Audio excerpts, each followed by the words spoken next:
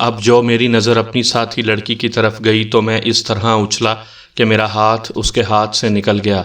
میرے دوسرے ہاتھ میں بریف کیس تھا جو گرتے گرتے بچا۔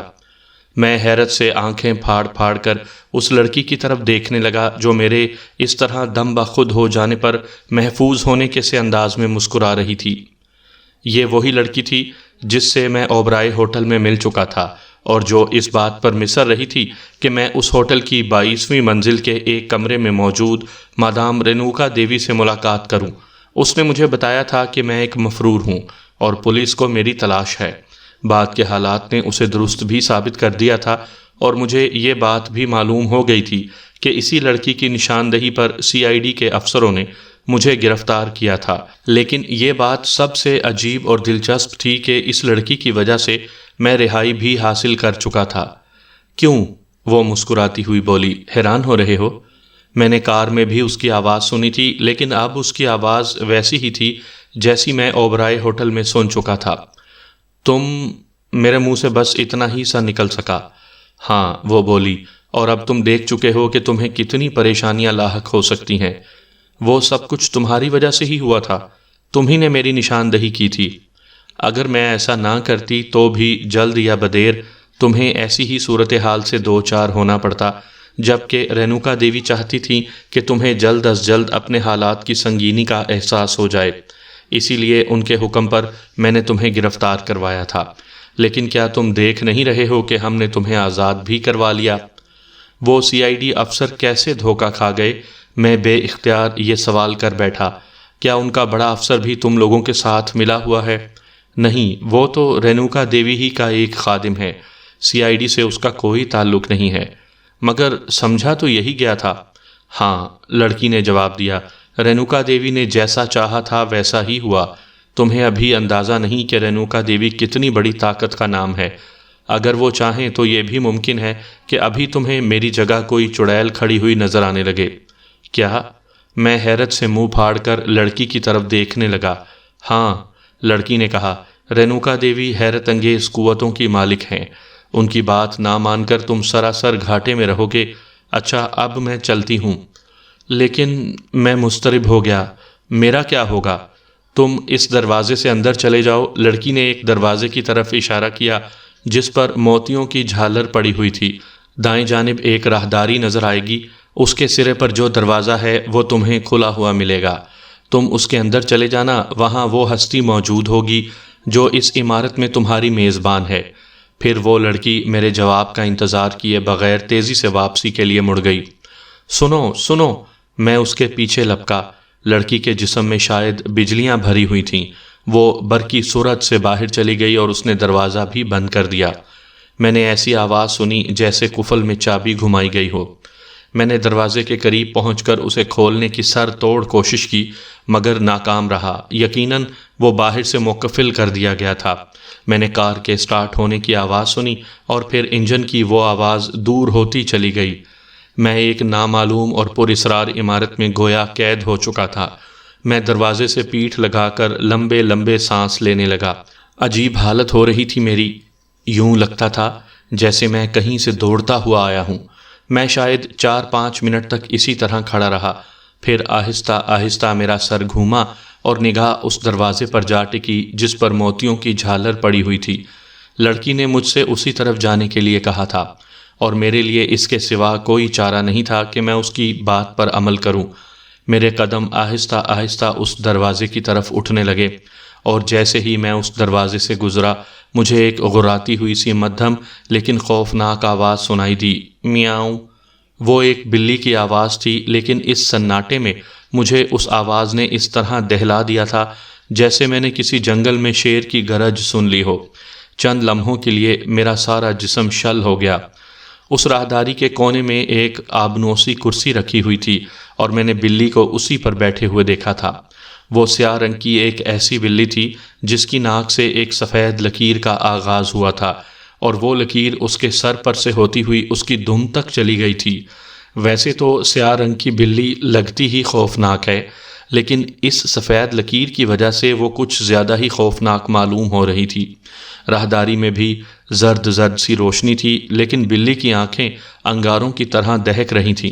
ان آنکھوں میں اس کی پتلیاں سکڑ کر لکیریں بن گئی تھیں۔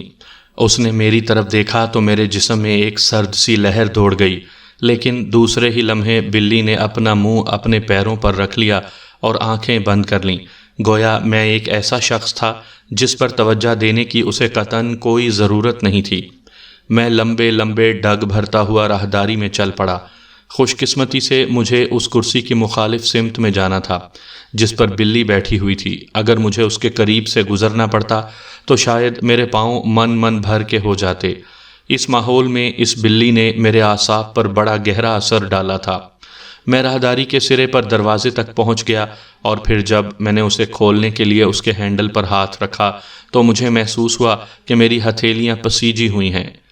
خنکی کے باوجود میرے مساموں سے پسینہ پھوٹ پڑا تھا، اور غالباً اس کی وجہ سیاہ بلی کی وہ آواز ہی تھی۔ میں دروازہ کھول کر اندر پہنچا اور وہاں میں نے ایک ایسا منظر دیکھا جس کا میں تصور بھی نہیں کر سکتا تھا۔ اس وسیع و عریض ہال کی چھت بھی عام چھتوں سے دگنی اونچی تھی، اور اس ہال کے 25-30 مربع فٹ حصے میں آگ بھڑک رہی تھی۔ آگ بھی ایسی جس کے شعلے 6-7 فٹ کی بلندی تک اٹھ رہے تھے۔ فوری طور پر تو میری سمجھ میں ہی نہیں آ سکا کہ اس آگ کی گرمی مجھ تک کیوں نہیں پہنچ رہی ہے، لیکن جب میں عالم بے اختیاری میں چند قدم آگے بڑھا تو مجھے اندازہ ہوا کہ میرے اور اس آگ کے درمیان شیشے کی ایک دیوار حائل تھی۔ اس صاف و شفاف شیشے نے حال کو عین بیچ سے منقسم کیا تھا، اور اسی شیشے کی وجہ سے آگ کی تپش مجھ تک نہیں پہنچ رہی تھی۔ مجھے اپنا ماضی یاد نہیں تھا، تاہم محسوس ہوا کہ اتنا بڑا شیشہ تو دنیا میں شاید کہیں بھی نہیں بنتا۔ وہ فرش سے چھت تک اور دائیں جانب کی دیوار سے بائیں کی دیوار تک تھا۔ اس پر آگ کی تپش بھی کم از کم اس حد تک اثر انداز نہیں ہو رہی تھی کہ وہ ٹوٹ سکتا۔ کچھ دیر تو میری توجہ اس آگ پر ہی مبذول رہی، پھر میں نے ارد گرد نظر دوڑائی۔ مجھے اپنے اس پر اسرار میزبان کی تلاش تھی جس کے بارے میں اس لڑکی نے بتایا تھا، لیکن مجھے وہاں کوئی بھی نظر نہیں آیا۔ مجھے اس بھیانک ماحول سے وحشت ہونے لگی، اور میرے دل میں آیا کہ میں فوراً وہاں سے بھاگ جاؤں۔ میں ایک دم مڑا، لیکن جب دروازے کے قریب پہنچ کر اسے کھولنے کی کوشش کی تو اپنی اس کوشش میں کامیاب نہیں ہو سکا۔ ایسا معلوم ہوتا تھا جیسے دروازے کو کسی نے باہر سے بند کر دیا ہو۔ میں نے پاگلوں کی طرح دروازے کو بری طرح پیٹ ڈالا۔ دھڑ دھڑ کی آواز اس سنسان عمارت میں ہر طرف گونج گئی ہوگی، لیکن کسی نے وہاں آ کر دروازہ نہیں کھولا، کوئی میری مدد کو نہیں آیا۔ دفعتاً مجھے کچھ ایسی آواز سنائی دی جیسے کہیں بہت دور کہیں آتش فشاں پھٹ پڑا ہو۔ میں چونک کر مڑا کیونکہ وہ آواز عقب ہی سے آئی تھی۔ میری نظر آگ پر ہی پڑی اور میں نے محسوس کیا کہ شعلے کچھ اور بلند ہو گئے تھے۔ بل کھاتے اور لہراتے ہوئے زرد اور سرخ شعلوں میں مجھے ایک ہیولا سا نظر آیا۔ وہ ہیولا آہستہ آہستہ اس طرح اوپر آ رہا تھا جیسے فرش سے اگ رہا ہو۔ پھر جب اس کا نصف جسم آگ کے شعلوں سے بھی اوپر آ گیا تو میرے منہ سے چیخ نکلتے نکلتے رہ گئی۔ وہ کوئی عورت تھی۔ کمر سے نیچے اس کا جسم آگ کے شعلوں میں گھرا ہوا تھا، لیکن شعلے جب ایک آدھ پل کے لیے ادھر ادھر ہوتے تھے تو مجھے اس کے جسم کی ایک ہلکی سی جھلک نظر آتی تھی۔ وہ دہکتا ہوا پرشباب جسم دیکھ کر میرے جذبات برانگیختہ ہو جانے چاہیے تھے، لیکن وہ ماحول ایسا تھا کہ میرے دل و دماغ پر صرف خوف کا تسلط قائم ہو سکا۔ وہ عورت نہ صرف خوش بدن بلکہ بلا کی خوبصورت بھی تھی، لیکن مجھے وہ حد درجہ خوفناک معلوم ہوئی۔ سرخ اور زرد شعلے اس کے جسم کو چاٹ رہے تھے، لیکن اس کے چہرے پر کوئی تکلیف کا تاثر تک نہیں تھا۔ اس کے برخلاف اس کے آتشی ہونٹوں پر مسکراہٹ تھی۔ اس کے بال اس طرح لہرا رہے تھے جیسے تیز ہوا کی زد میں ہوں، مگر ان بالوں پر بھی آگ کا کوئی اثر معلوم نہیں ہوتا تھا۔ یہ منظر دیکھ کر میرا جسم پسینے میں ڈوب گیا۔ ڈر رہے ہو ونود کمار؟ ایک کھنکھناتی ہوئی آواز سنائی دی جو مجھے 100% شیطانی محسوس ہوئی تھی۔ میں گنگ ہو کر رہ گیا۔ میری جگہ کوئی اور ہوتا تو اس کی بھی یہی حالت ہوتی۔ میرے سامنے ایک ایسا منظر تھا جو ناولوں اور فلموں میں تو دکھائی دے سکتا ہے، مگر حقیقی دنیا سے اس کا کوئی تعلق نہیں ہو سکتا۔ مجھے اس وقت یہ خیال بھی آیا کہ اس قسم کا کوئی منظر میں شاید کسی انگریزی ناول میں بھی پڑھ چکا ہوں۔ یہ بات بھی میرے لیے بڑی عجیب و غریب تھی کہ مجھے اپنی ذات سے متعلقہ تو بہت سی باتیں یاد تھیں، لیکن اپنی ذات کے بارے میں کچھ بھی یاد نہیں تھا۔ کاش مجھے اس بریف کیس کو کھول کر دیکھنے کا موقع مل سکتا جو میرے ہاتھ میں تھا۔ اس میں موجود کسی چیز یا چیزوں سے میری ذات کے اسرار حل ہو سکتے تھے، لیکن اوبرائے ہوٹل سے نکلنے کے بعد مجھے اب تک اتنی مہلت نہیں ملی تھی کہ میں اس بریف کیس کے قفل توڑ سکتا۔ ونود کمار، آتشی عورت کی آواز پھر سنائی دی۔ کیا تم اندازہ کر سکتے ہو کہ میں کون ہوں؟ تم؟ میرے منہ سے بے اختیار نکلا، تم رینوکا دیوی ہو؟ نہیں، میں تو دیوی کی ایک ادنا کنیز ہوں، وہ بولی۔ تمہیں صرف یہ دکھانے کے لیے یہاں لایا گیا ہے کہ رینوکا دیوی کی ایک معمولی کنیز جب مجھ جیسی ہو سکتی ہے تو خود رینوکا دیوی کتنی عظیم ہوگی۔ کیا تم مجھے دیکھ کر اس کی طاقت کا اندازہ نہیں لگا سکتے؟ کیا وہ شیطان ہے؟ میرے منہ سے نکلا۔ ادب سے بات کرو ونود کمار، آتشی عورت نے ترش لہجے میں کہا۔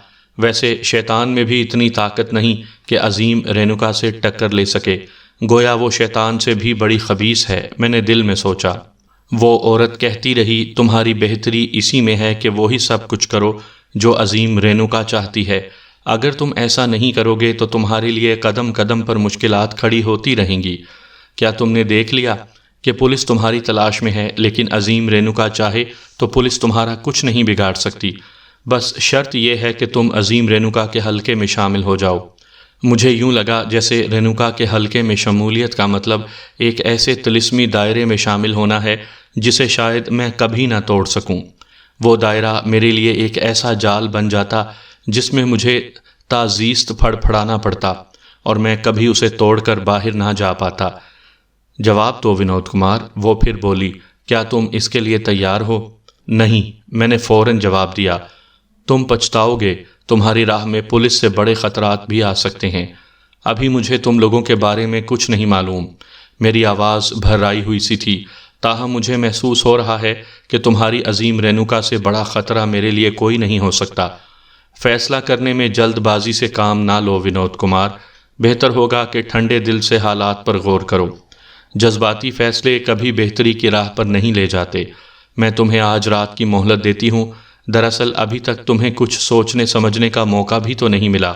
تم آج رات کو حالات کے تمام پہلوؤں پر غور کرو اور کل صبح مجھے اپنا قطعی فیصلہ سنا دو۔ آج رات تم اسی عمارت میں میرے مہمان رہو گے۔ ہاں، اگر کل صبح تم نے پھر انکار کیا تو تمہیں اس عمارت سے جانے دیا جائے گا۔ عظیم رینوکا انتظار کرے گی کہ حالات کے تند و تیز اور خوفناک تھپیڑے تم کب تک برداشت کر سکتے ہو۔ یہ بات طے ہے کہ بالآخر تمہیں عظیم رینوکا ہی کے سائے میں سکون مل سکے گا۔ یہ میرے لیے خوشی کی بات تھی کہ مجھے ایک رات کی مہلت مل رہی تھی۔ اب مجھے اس بریف کیس کو کھول کر دیکھنے کا موقع مل سکتا تھا جو میرے پاس تھا۔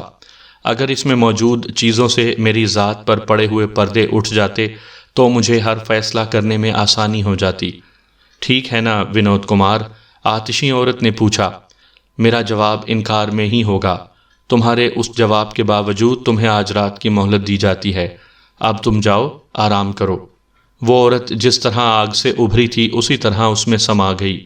اب میری آنکھوں کے سامنے صرف الاؤ دہک رہا تھا اور میں خالی خالی آنکھوں سے اس کی طرف دیکھے جا رہا تھا۔ میری کیفیت کچھ ایسی تھی جیسے میں کوئی خواب دیکھ رہا ہوں۔ اب وہ الاؤ آہستہ آہستہ ٹھنڈا پڑنے لگا۔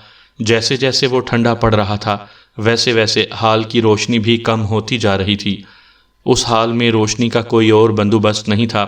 اچانک مجھے خیال آیا کہ الاؤ کے مکمل ٹھنڈا ہونے سے پہلے مجھے اس حال سے نکل جانا چاہیے۔ الاؤ ٹھنڈا ہونے کے بعد مجھے تاریکی میں ادھر سے ادھر ٹکرانا پڑتا۔ میرے ذہن میں یہ خیال آیا ہی تھا کہ میں تیزی سے واپسی کے لیے مڑا، لیکن قدم نہیں بڑھا سکا۔ مجھے ٹھٹک کر رک جانا پڑا تھا۔ میرے سامنے ایک سیاہ فام لڑکی کھڑی ہوئی تھی۔ اس نے سیاہ رنگ کا اتنا چست لباس پہن رکھا تھا کہ بادی النظر میں وہ برہنہ ہی معلوم ہوتی۔ سیاہ فام ہونے کے باوجود اس کے نقش و نگار اچھے تھے، لیکن ایک چیز نے اس کی شخصیت کو بہت خوفناک بنا دیا تھا۔ اس کی ناک سے ایک سفید لکیر اس کے سر تک چلی گئی تھی، بالکل اسی بلی کی طرح جسے میں راہداری میں دیکھ چکا تھا۔ اس لڑکی کی آنکھیں بھی اسی بلی ہی کی طرح چمک رہی تھیں۔ ایک پل کے لیے میرے ذہن میں یہ خیال آیا کہ کیا یہ اسی بلی کا انسانی روپ ہے؟ اچانک وہ لڑکی مجھ سے کچھ کہے بغیر دروازے کی طرف مڑ گئی، لیکن مجھے محسوس ہوا جیسے اس نے کہا ہو میرے پیچھے آؤ۔ میں نے دیکھا کہ وہ سفید لکیر اس کے بالوں سے گزرتی ہوئی اس کی کمر تک آئی ہوئی تھی۔ میں کسی معمول کی طرح اس کے پیچھے چلتا ہوا ہال سے نکل آیا۔ وہ لڑکی کسی بلی ہی کی طرح بے آواز قدموں سے چل رہی تھی۔ ہم راہداری کے اس حصے سے بھی گزرے جہاں میں نے ایک کرسی پر وہ سیاہ بلی بیٹھی ہوئی دیکھی تھی، لیکن اب اس بلی کا کہیں پتہ نہیں تھا۔ اب شاید وہ ایک لڑکی کے روپ میں میرے آگے آگے چل رہی تھی۔ یہ خیال اتنا خوفناک تھا کہ مجھے اپنے رونگٹے کھڑے ہوتے ہوئے محسوس ہوئے۔ لڑکی نے مجھے ایک خوابگاہ میں پہنچا دیا۔ اس کمرے کے فرنیچر سے بھی قدامت ظاہر ہوتی تھی۔ شمعدانوں کی زرد روشنی کمرے میں پھیلی ہوئی تھی۔ میرا اور اس لڑکی کا سایہ ایک دیوار پر پڑ رہا تھا، لیکن کیا واقعی وہ دوسرا سایہ اس لڑکی کا تھا؟ میرے مساموں میں سے پسینہ پھوٹ پڑا، کیونکہ وہ سایہ تو کسی بلی کا تھا۔ میں نے کسی خوف زدہ چوہے کی طرح بوکھلا کر لڑکی کی طرف دیکھا، وہ بھی میری ہی طرف دیکھ رہی تھی۔ اس وقت میرے منہ سے ایک اہم کانہ سا جملہ نکلا۔ میں نے ہکلا کر کہا، تم بلی ہو؟ لڑکی نے جواب میں کچھ کہا تو نہیں، مگر اس کی آنکھوں کی چمک بڑھ گئی، پھر ہونٹ تھوڑے سے کھلے اور میں نے ایک مدھم سی آواز سنی۔ یوں لگا تھا جیسے کوئی بلی اپنے شکار کو دیکھ کر غرائی ہو۔ میں گھبرا کر چند قدم پیچھے ہٹا تو بستر سے ٹکرا گیا اور دھم سے اسی پر گر پڑا۔ بریف کیس بھی میرے ہاتھ سے چھوٹ گیا تھا۔ اچانک لڑکی مڑی اور بہت تیزی کے ساتھ کمرے سے نکل گئی۔ اتنی تیزی سے چلنے کے باوجود اس کے قدموں کی آواز بالکل نہیں ہوئی تھی۔ باہر جا کر اس نے دروازہ بھی بند کیا تھا اور میں نے ایک مدھم سے کھٹکے کی آواز سنی تھی جو غالباً قفل لگنے کی آواز تھی۔ میں نے محسوس کیا کہ میرا جسم پسینے سے تر بتر تھا۔ خوف کے باعث میرے سارے جسم میں سنسناہٹ پھیلی ہوئی تھی۔ اب تک میرے ساتھ بڑے حیرت انگیز واقعات پیش آتے رہے تھے، لیکن یہ واقعہ حد درجہ خوفناک تھا کہ میں نے اس لڑکی کے سائے کو ایک بلی کے سائے کے مانند دیکھا تھا۔ میں خاصی دیر تک بستر پر بے حس و حرکت پڑا رہا۔ شاید 1 گھنٹہ گزر چکا تھا جب میرا خوف اس حد تک کم ہوا کہ میں اٹھ کر بیٹھ سکوں، لیکن میرا دماغ ابھی تک اس قابل نہیں ہوا تھا کہ میں قاعدے سے کچھ سوچ سکتا۔ میں اب اس کمرے کے در و دیوار سے خائف تھا۔ میں کیا کروں؟ میں کیا کروں؟ میں کیا کروں؟ میرے دماغ پر ہتھوڑے کی سی ضربیں لگ رہی تھیں اور میرا دماغ جھنجھنایا جا رہا تھا۔ میرے خیال کے مطابق اب اس میں کسی شک و شبے کی گنجائش باقی نہیں رہی تھی کہ میں بری طاقتوں کا شکار ہو چکا تھا۔ اب اس کی بھی کوئی اہمیت نہیں رہی تھی کہ میں ان لوگوں میں شمولیت کا اقرار کرتا یا انکار۔ میرے کسی لفظ کی کوئی اہمیت نہیں تھی، میری کسی خواہش کا کوئی وزن نہیں تھا۔ اب تو وہی ہوتا جو یہ بری طاقتیں چاہتی تھیں۔ یہ سب خیالات میرے ذہن میں چکرا رہے تھے کہ میری نظر اپنے بریف کیس پر گئی جو فرش پر پڑا ہوا تھا۔ میں نے بے اختیار جھپٹ کر اسے اٹھا لیا۔ میں نے سوچا تھا کہ مجھے کم از کم اپنی ذات کے اسرار تو حل کرنا ہی چاہیے۔ میں یہ تو جان لوں کہ میں کون ہوں، اور یہ بعد از قیاس نہیں تھا کہ بریف کیس میں موجود چیزوں سے میری ذات پر پڑے ہوئے پردے اٹھ جاتے۔ بریف کیس کی چیزیں دیکھنے کے لیے اس کے دونوں قفل توڑنے کی ضرورت تھی، اس لیے میری نظر کمرے میں ادھر ادھر بھٹکنے لگی۔ مجھے کسی ایسی چیز کی تلاش تھی جس سے میں بریف کیس کے قفل توڑ سکتا۔ کمرے کے ایک گوشے میں لکھنے کی میز کرسی لگی ہوئی تھی۔ اس میز پر مجھے کچھ ایسی چیزیں نظر آ گئیں جو میرے کام آ سکتی تھیں، مثلاً پیپر ویٹ، کاغذ کاٹنے کا چاقو اور ماربل کی چند دوسری اشیاء۔ ذرا دیر کے لیے ساری خوفناک باتیں میرے دل و دماغ سے نکل گئیں اور میری ساری توجہ بریف کیس پر مرکوز ہو گئی۔ اس کے قفل توڑنے میں مجھے 20 منٹ لگے تھے۔ اس کے کھلتے ہی میں نے اسے بڑی عجلت میں بستر پر الٹ دیا۔ اس میں سے کئی ملکوں کی گائیڈ بکس، ایک لیٹر پیڈ، ایک ڈائری اور اسی قسم کی کئی غیر ضروری اشیاء کے علاوہ ایک چھوٹا سا چرمی بیگ بھی نکلا، اور جب میں نے اس کی زپ کھولی تو اس میں سے ایک پاسپورٹ اور چند متعلقہ کاغذات نکلے۔ میں نے جلدی سے پاسپورٹ کھول کر دیکھا۔ وہ میرا ہی پاسپورٹ تھا۔ اس پر میری تصویر موجود تھی اور میرا ہی نام لکھا ہوا تھا، یعنی ونود کمار، اور وہ پاسپورٹ ہندوستان ہی کا بنا ہوا تھا۔ میں نے جلدی پاسپورٹ اور متعلقہ کاغذات کے سارے اندراجات دیکھ ڈالے اور یہ جان کر حیرت زدہ رہ گیا کہ میں واقعی بینکاک سے بمبئی آیا تھا، لیکن بھارت میں میرا داخلہ قطعی طور پر قانونی تھا۔ بمبئی کے سانتا کروز ایئرپورٹ پر میرے ان کاغذات کی چیکنگ بھی ہو چکی تھی اور متعلقہ کاغذات میں بمبئی سے بینکاک اور بینکاک سے بمبئی تک کا ریٹرن ٹکٹ بھی موجود تھا۔ ہر چیز مکمل تھی، تو پھر آخر پولیس کو یہ غلط فہمی کیوں ہوئی تھی کہ بھارت میں میرا داخلہ غیر قانونی تھا؟ اس کے علاوہ میری شخصیت پر شیام نام کے کسی آدمی کی چھاپ وہ بھی لگی ہوئی تھی۔ اب میں نے ڈائری کھول کر دیکھی، اس میں میرا نام اور قیام گاہ کا پتہ لکھا ہوا تھا، لیکن اس کے علاوہ کسی قسم کے اندراجات غالباً اس لیے نہیں تھے کہ یہ نئے سال کی ڈائری تھی اور نیا سال اگلے روز سے شروع ہونے والا تھا۔ خاصا پیچیدہ مسئلہ تھا، لیکن مجھے اب بڑی حد تک اطمینان ہو گیا تھا۔ میری قانونی پوزیشن بالکل صاف تھی۔ میں اب کسی وقت بھی پولیس سے رابطہ قائم کر کے ان لوگوں کو بتا سکتا تھا کہ وہ غلط فہمی کا شکار ہیں۔ میں نے جلدی سارے کاغذات سمیٹ کر بریف کیس میں رکھے اور اسے بند کر دیا۔ اب وہ مخفل نہیں ہو سکتا تھا، لیکن مجھے اس کی ضرورت بھی نہیں تھی۔ ایک بوجھ سا میرے سر پر سے اتر گیا، لیکن وہ دوسرا بوجھ تو بدستور موجود تھا کہ میں کسی بری طاقت کے جال میں پھنس گیا ہوں۔ اب اگر میں پولیس کو ان سب باتوں سے آگاہ کر دیتا تو کیا وہ لوگ مجھے اس شیطانی طاقت سے محفوظ رکھ سکتے تھے جس کا نام رینوکا دیوی تھا؟ ایک بار پھر وہ آتشی عورت اور کالی بلی میرے اعصاب پر مسلط ہونے لگی۔ وہ کمرہ مجھے کسی شیطان کی مکین گاہ محسوس ہونے لگا، لیکن اب میں اتنی تھکن محسوس کرنے لگا تھا کہ ان تمام باتوں کے باوجود بستر پر دراز ہو گیا۔ مجھے جوتے اتارنے کا بھی خیال نہیں آیا تھا۔ بستر پر دراز ہو کر مجھے خاصا سکون ملا اور میری آنکھیں بند ہونے لگیں۔ جب میں بیدار ہوا تو صبح ہو چکی تھی۔ کمرے کے شمعدان بجھے ہوئے تھے، لیکن میں اس بات سے بے خبر تھا کہ انہیں بجھانے کون آیا ہوگا۔ کیا وہ کالی بلی؟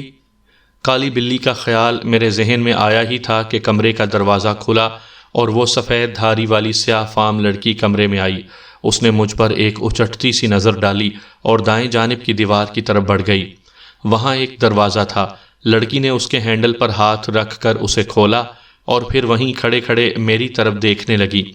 اس کی لب کشائی کے بغیر مجھے محسوس ہو جاتا تھا کہ وہ مجھ سے کچھ کہہ رہی ہے۔ کل رات بھی یہی ہوا تھا اور آج بھی اس کے چہرے کے تاثرات نے مجھے بتایا کہ اس نے وہ دروازہ میرے لیے کھولا ہے۔ میں بستر سے اٹھا، لیکن اس دروازے کی طرف بڑھتے ہوئے ہچکچا گیا۔ مجھے اس لڑکی سے خوف محسوس ہو رہا تھا۔ لڑکی کو شاید میری اس کیفیت کا اندازہ ہو گیا اور وہ دروازے سے کچھ دور ہٹ گئی۔ اب میں نے قدم بڑھائے۔ میرا خیال تھا کہ وہ لڑکی مجھے اس دروازے کی راہ سے عمارت کے کسی حصے میں لے جانا چاہتی ہے، لیکن جب میں کشادہ دروازے کے قریب پہنچا تو مجھے پتہ چلا کہ وہ باتھ روم کا دروازہ تھا۔ گویا وہ لڑکی چاہتی تھی کہ میں غسل وغیرہ سے فارغ ہو جاؤں۔ میں لڑکی کی طرف دیکھے بغیر باتھ روم میں داخل ہوا اور اندر سے دروازہ بند کر لیا۔ پھر جب میں نے رات بھر کے جکڑے ہوئے پیروں کو جوتے سے نجات دلائی تو بڑا سکون محسوس ہوا، اور غسل کرنے سے تو مجھے بے حد راحت ملی۔ میں اس حد تک تازہ دم ہو گیا کہ خوف کے اثرات بھی بڑے حد تک کم ہو گئے۔ میں ایک خوفناک ماحول میں تو ضرور تھا، لیکن ابھی تک یہ لوگ کسی اعتبار سے بھی میرے لیے خطرناک یا نقصان دہ ثابت نہیں ہوئے تھے۔ غسل کر کے میں نے وہی کپڑے پھر پہن لیے جو رات کو پہنے ہوئے تھے۔ دوسرا لباس میں لاتا بھی کہاں سے؟ جب میں باتھ روم سے نکلا تو وہ لڑکی کمرے میں موجود تھی، لیکن اب میں نے اسے اس دروازے کے قریب کھڑے دیکھا جس سے میں کل رات کمرے میں آیا تھا۔ مجھے دیکھتے ہی اس نے وہ دروازہ کھول دیا، گویا اب وہ مجھے اس کمرے سے لے کر جانا چاہتی تھی، غالباً اسی آتشی عورت کے پاس جس نے مجھے سوچنے کے لیے ایک رات کی مہلت دی تھی۔ لڑکی مجھ سے پہلے باہر چلی گئی۔ میں نے اپنا بریف کیس اٹھایا اور اس کے پیچھے چل پڑا، لیکن جلد ہی مجھے محسوس ہو گیا کہ وہ مجھے اس حال کی طرف نہیں لے جا رہی تھی جہاں میں نے ایک دہکتے ہوئے الاؤ میں اس عورت کو دیکھا تھا۔ جلد ہی میرا یہ احساس درست ثابت ہو گیا۔ لڑکی مجھے ایک چھوٹے سے کمرے میں لے گئی تھی جہاں ایک چھوٹی سی ڈائننگ ٹیبل پر ناشتہ لگا ہوا تھا۔ میں تو اس کمرے میں داخل ہو گیا، لیکن لڑکی باہر ہی رہ گئی اور اس نے دروازہ بھی بند کر دیا۔ میں نے ایک طویل سانس لیا اور آگے بڑھ کر ایک کرسی پر بیٹھ گیا۔ میں شدید الجھن محسوس کر رہا تھا۔ ذرا دیر کے لیے ادھر ادھر کے سارے خیالات میرے ذہن سے نکل گئے اور میں گویا ناشتے میں جٹ گیا۔ ناشتہ کر کے میں نے نیپکن سے ہاتھ صاف کیے اور اسی وقت کمرے کا دروازہ کھل گیا۔ یوں معلوم ہوا تھا جیسے وہ لڑکی مجھے دیکھتی رہی تھی اور اسے انتظار تھا کہ کب میں ناشتہ ختم کروں اور وہ دروازہ کھولے۔ میں کرسی سے اٹھ گیا، لیکن اپنا بریف کیس اٹھانا میں اب بھی نہیں بھولا تھا۔ اس مرتبہ وہ لڑکی مجھے جن راہوں پر لے گئی انہیں میں نے پہچان لیا۔ یہ وہی راستے تھے جو مجھے اس حال کی طرف لے جاتے۔ اب میں نے سوچنا شروع کیا کہ میں اس آتشی عورت کو کیا جواب دوں گا۔ اس نے تو یہی کہا تھا کہ اگر اب میرا جواب نفی میں ہوا تو بھی مجھے اس عمارت سے جانے کی اجازت مل جائے گی، لیکن مجھے اندیشہ تھا کہ مجھے جانے نہیں دیا جائے گا، اور اگر جانے دیا جائے گا تو اس طرح کہ میں اس عمارت سے نکلتے ہی کسی مصیبت میں پھنس جاؤں گا۔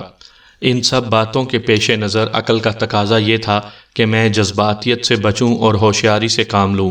مجھے ان شیطانوں کے جال سے نکلنے کے لیے کوئی ایسی راہ اختیار کرنے کی ضرورت تھی کہ میں کسی مصیبت میں پڑے بغیر پولیس تک پہنچ جاؤں اور کم از کم اپنی قانونی پوزیشن تو صاف کر ہی لوں۔ اس کے بعد پھر دیکھا جاتا کہ پولیس یا میرے ملک کا سفارت خانہ مجھے ان شیطانوں سے بچانے کے لیے کیا کر سکتا تھا۔ لڑکی نے مجھے اس حال میں پہنچا دیا جہاں شیشے کی دیوار کے اس پار الاؤ دہک رہا تھا۔ لڑکی مجھے وہاں چھوڑ کر جا چکی تھی اور میری آنکھیں اس الاؤ پر جمی ہوئی تھیں۔ مجھے زیادہ انتظار نہیں کرنا پڑا، جلد ہی وہ آتشی عورت اس الاؤ سے ابھرنا شروع ہو گئی۔ میں بہت غور سے اس کی طرف دیکھتا رہا۔ آج میں گزشتہ رات کی طرح زیادہ خائف نہیں تھا۔ خوب، عورت کی کھنکھناتی ہوئی ہنسی سنائی دی۔ آج تم زیادہ خوفزدہ معلوم نہیں ہوتے، شاید میری آواز بھرائی ہوئی تھی، مگر تم نے یہ بات کیسے جان لی؟ میں ایک عورت ہوں ونود کمار، اور مرد کی نظر کو عورت سے زیادہ کوئی نہیں پہچان سکتا۔ آج تم مجھے اسی طرح دیکھ رہے ہو جس طرح کوئی مرد کسی عورت کو دیکھ سکتا ہے۔ میرے منہ سے کوئی جملہ نہیں نکلا۔ میرا حلق خشک ہوتا جا رہا تھا، اور غالباً یہ جذبات ہی کی تپش تھی جو میرے حلق پر اثر انداز ہو رہی تھی۔ ونود کمار، آتشی عورت کی آواز پھر سنائی دی۔ یہ جسم بھی تمہارا ہو سکتا ہے، لیکن اسی صورت میں جب تم عظیم رینوکا کے خادموں میں شامل ہو جاؤ۔ کسی بڑی کامیابی کے بعد تم عظیم رینوکا سے مجھے انعام میں مانگ سکتے ہو۔